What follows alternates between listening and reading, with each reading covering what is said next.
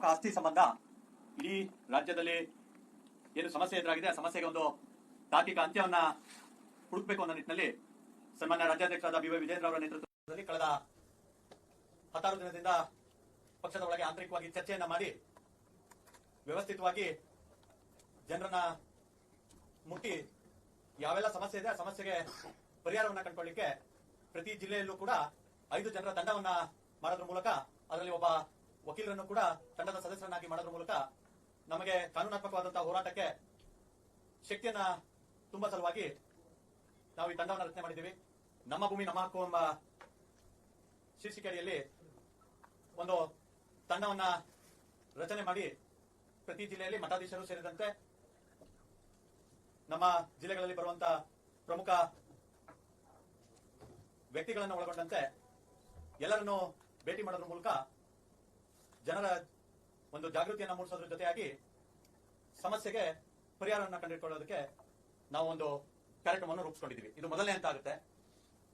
ಅದಾದ ನಂತರ 21 ಅಥವಾ 22ನೇ ತಾರೀಕಂದು ಪ್ರತಿ ಜಿಲ್ಲಾಡಳಿತದ ಮುಂದೆ, ಜಿಲ್ಲಾಧಿಕಾರಿಗಳ ಕಚೇರಿಯ ಮುಂದೆ ಒಂದು ಹೋರಾಟ ಜೊತೆಗೆ ಅಹವಾಲು ಸ್ವೀಕಾರ ಮಾಡುವಂತ ಒಂದು ಚಟುವಟಿಕೆಯನ್ನು ಅವತ್ತಿಗೆ ಇಟ್ಕೊಂಡಿದ್ವಿ. ಬೆಳಗ್ಗೆಯಿಂದ ಸಂಜೆ ತನಕ ಸಹಸ್ರಾರು ಸಂಖ್ಯೆಯಲ್ಲಿ ಸಾರ್ವಜನಿಕರು, ರೈತರು, ಯಾರು ಶೋಷಣೆಗೆ ಒಳಗಾಗಿದ್ದಾರೆ ಅವರೆಲ್ಲರನ್ನ ಆ ಒಂದು ವೇದಿಕೆಗೆ ಬರಮಾಡಿಕೊಂಡು ಅಹವಾಲನ್ನು ಸ್ವೀಕರಿಸಿ ನಾವು ಸಮಸ್ಯೆಯ ಏನೊಂದು ಗಂಭೀರತೆ ಇದೆ ಆ ಗಂಭೀರತೆಯನ್ನ ಆ ಜಿಲ್ಲಾವಾರು ಪರಾಮರ್ಶೆ ಮಾಡುವಂತ ಕೆಲಸವನ್ನ ನಾವು ಮಾಡ್ತಾ ಇದ್ದೀವಿ. ಮೂರನೇ ಹಂತವಾಗಿ ಏನು 3 ತಂಡಗಳನ್ನ ರಾಜ್ಯಾಧ್ಯಕ್ಷರು ನಿನ್ನೆ ಪ್ರಕಟ ಮಾಡಿದ್ದಾರೆ. ಆ 3 ತಂಡ ಇಡೀ ರಾಜ್ಯಾದ್ಯಂತ ಪ್ರತಿ ಜಿಲ್ಲೆಯಲ್ಲಿ ಪ್ರವಾಸವನ್ನ ಮಾಡಿ ರೈತರ, ಮಠಮಾನ್ಯಗಳ ಮತ್ತು ಸಾರ್ವಜನಿಕರ ಸಮಸ್ಯೆಯನ್ನ ಆಲಿಸಿ ಅವರ ಸಮಸ್ಯೆಯನ್ನು ಮುಂಬರುವಂತ ಬೆಳಗಾವಿ ಅಧಿವೇಶನದಲ್ಲಿ ಪ್ರಸ್ತಾಪ ಮಾಡುವ ಸಲುವಾಗಿ ಮತ್ತು ಹೋರಾಟ ಮಾಡುವ ಸಲುವಾಗಿ ನೈಜ ವರದಿಯನ್ನ ತರುವಂತ ಕೆಲಸವನ್ನ ಮಾಡೋದಕ್ಕೆ 3 ತಂಡಗಳನ್ನು ಮಾಡಿದೆ. ರಾಜ್ಯಾಧ್ಯಕ್ಷರಾದ ಬಿ ವೈ ವಿಜೇಂದ್ರ ಅವರ ನೇತೃತ್ವದಲ್ಲಿ ಒಂದು ತಂಡ ಇರುತ್ತೆ, ಮತ್ತೊಂದು ವಿರೋಧ ಪಕ್ಷದ ನಾಯಕರಾದಂತಹ ಆರ್ ಅಶೋಕ್ ಅವರ ನೇತೃತ್ವದಲ್ಲಿ ಇರುತ್ತೆ, ಮತ್ತೊಂದು ನಾರಾಯಣಸ್ವಾಮಿ ಅವರ ನೇತೃತ್ವದಲ್ಲಿ ತಂಡ ಇರುತ್ತೆ.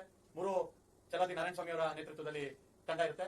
ಕೇಂದ್ರದ 3 ಸಚಿವರು ಸೇರಿದಂತೆ ಮಾಜಿ ಮುಖ್ಯಮಂತ್ರಿಗಳಾದಂತಹ ಸದಾನಂದ ಗೌಡರು, ಜಗದೀಶ್ ಶೆಟ್ಟರು, ಬೊಮ್ಮಾಯಿ ಅವರು ಸೇರಿದಂತೆ ಪ್ರಮುಖ ನಾಯಕರ ಒಳಗೊಂಡಂತಹ ಈ ತಂಡ ಕನಿಷ್ಠ 8 ಜಿಲ್ಲೆಗಳನ್ನ ಪ್ರವಾಸ ಮಾಡಿ ಆ ಸಮಸ್ಯೆಯನ್ನ ಅರ್ಥ ಮಾಡಿಕೊಂಡು ನಾವು ಸದನದಲ್ಲಿ ಯಾವುದು ವಾಸ್ತವಿಕವಾಗಿ ಸಮಸ್ಯೆಗಳಿದೆ ಅದನ್ನ ಬೆಳಚಲುವಂತ ಕೆಲಸವನ್ನ ಮಾಡ್ತೀವಿ. ಅದ್ರ ಜೊತೆಯಾಗಿ ಅಧಿವೇಶನ ರಾಜ್ಯ ತಂಡದ ಪ್ರವಾಸ ಡಿಸೆಂಬರ್ 1st ವೀಕ್ ನಲ್ಲಿ ಪ್ರಾರಂಭ ಆಗುತ್ತೆ.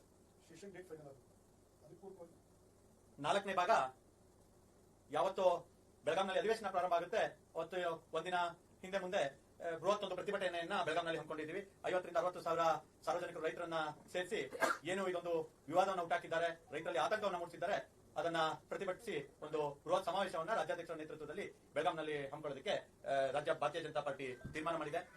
ಈ ಎಲ್ಲಾ ವಿಚಾರಗಳನ್ನ ಇಟ್ಕೊಂಡು ನಮ್ಮ 5 ಜನರ ತಂಡ ಏನಿದೆ ಅದು ಈಗಾಗಲೇ ಕಾರ್ಯೋನ್ಮುಖವಾಗಿದೆ. ಪ್ರತಿ ಜಿಲ್ಲೆಯಲ್ಲೂ ಕೂಡ ಹೋಬಳಿ ಮಟ್ಟದಿಂದ ಹಿಡಿದು ಪಂಚಾಯತಿ ಮಟ್ಟದವರೆಗೆ ಈ ಸಮಸ್ಯೆಗಳನ್ನ ಆಲಿಸಿ ಏನು ತಾಲೂಕು ಆಫೀಸಿಂದ ಹಿಡಿದು ಡಿಸಿ ಆಫೀಸ್ ತನಕ ಯಾವೆಲ್ಲ ಒಂದು ಹೊಸ ಏನೋ ಒಂದು ತಕರಾರನ್ನ ಎತ್ತಿದ್ದಾರೆ ಅದರ ಸಮಸ್ಯೆಯ ಅರಿವನ್ನ ಕೂಡ ರೈತರಿಗೆ ತಲುಪಿಸುವಂತ ಕೆಲಸವನ್ನು ಕೂಡ ಭಾರತೀಯ ಜನತಾ ಪಾರ್ಟಿ ಮಾಡೋದಕ್ಕೆ ಸನ್ನದ್ಧವಾಗಿದೆ. ಬೆಳಗಾವಿಯಲ್ಲಿ